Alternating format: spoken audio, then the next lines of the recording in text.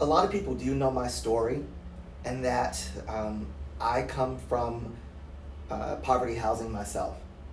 And so, having grown up in that, having experienced it personally, um, the stigma that goes with it, um, a little bit of shame mixed in there.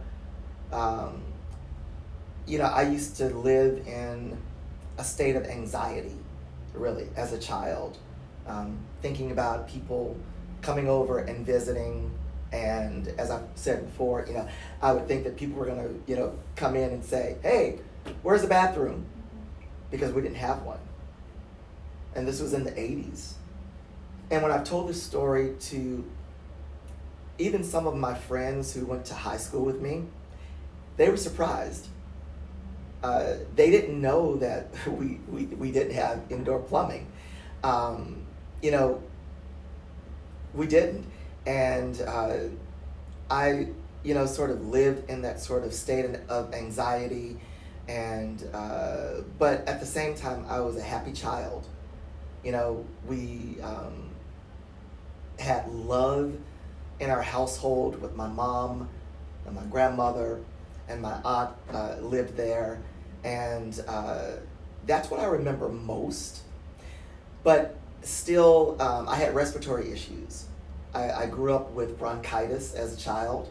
And after I got to Habitat, I realized that, and after I started learning about dilapidated housing, and how mold and mildew in poverty housing can create respiratory issues, I started to reflect on living in a similar kind of housing situation, and that probably had a lot to do, well, with my breathing issues and respiratory issues. And so over the years, I've had opportunities to do lots of different things. But I've always been drawn to Habitat. And in the early days, I wasn't able to articulate why, really.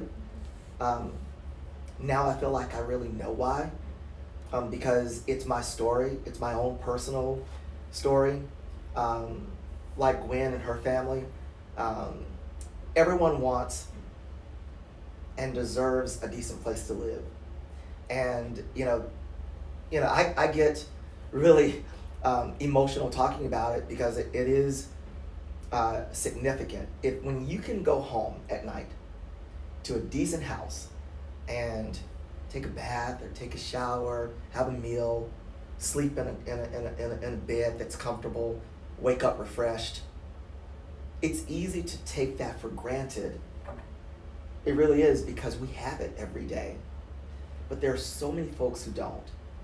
And my grandmother, back in the day before our house burned, it burned when I was 16, she had an opportunity to move into some sort of government housing. I don't remember what it was called back then.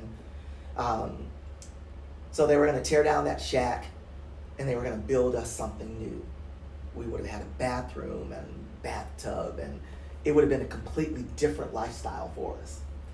And there were some regulations in there about who could live in the house with my grandmother if she were to take this program.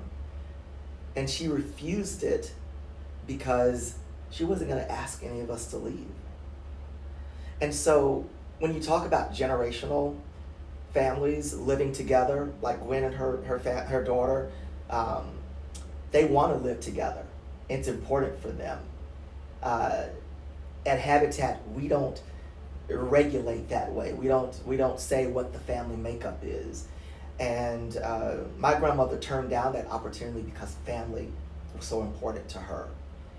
And that's what this program is about. It's about families having an opportunity to live in a household that is of their making, that's comfortable for them. And we help make that happen.